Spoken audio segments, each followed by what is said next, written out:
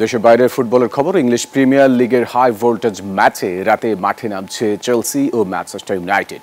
এদিকে লা লিগায় দুর্দান্ত ফর্মে থাকা রিয়াল মাদ্রিদ মুখোমুখি হবে এসপানিওলের। অন্যদিকে ইতালিয়ান সিরিয়ায় ভেরোনার মুখোমুখি হবে ইউভেন্টাস। আর বুন্দেসলিগায় বায়ার্ন মিউনিখের প্রতিপক্ষ হফেনহেইম। ইংলিশ প্রিমিয়ার লিগে মৌসুমের শুরুটা একেবারেই প্রত্যাশা অনুযায়ী হয়নি ম্যানচেস্টার ইউনাইটেডের। প্রিমিয়ার লিগে প্রথম 4 ম্যাচে মাত্র 4 পয়েন্ট সংগ্রহ করেছে ম্যানিউ। সবশেষ ম্যানচেস্টার ডার্বিতে 3-0 গোলে হেরে যায় রুবেন আমোরিয়ামের শিষ্যরা।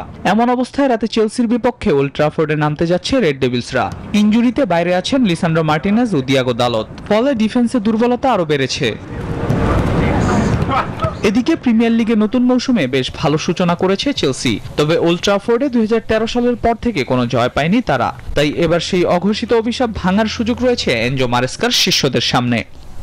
যুক্তরাষ্ট্রের 1 নম্বর জিম চেইন গোল্ড জিম এখন আবারও বাংলাদেশে। বসুন্ধরা আবাসিক এলাকা ও বসুন্ধরা সিটি শপিং মলে। স্প্যানিশ লা লিগার গুরুত্বপূর্ণ ম্যাচে মুখোমুখি হবে রিয়াল মাদ্রিদ ও এসপানিওল। রিয়াল মাদ্রিদ এই মৌসুমে দুর্দান্ত ফর্মে রয়েছে। কোচ জাবি আলোনসোর অধীনে এখন পর্যন্ত লা লিগার 4 ম্যাচের 4টিতে জয় পেয়ে পয়েন্ট টেবিলের শীর্ষে রয়েছে গ্যালাকটিকোসরা। দলে ফিরেছেন জুড বেলিংহাম এবং এদুয়ার্দো কামাভিঙ্গা।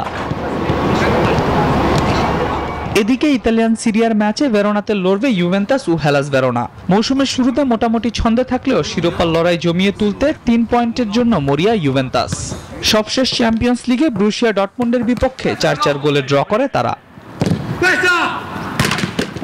এদিকে জার্মান বুন্দেসলিগায় মাঠে নামবে বায়ার্ন মিউনিখ ও TSG Hoffenheim.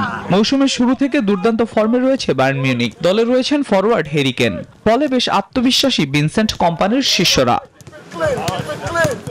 Al Mahmud Fahim, news 24।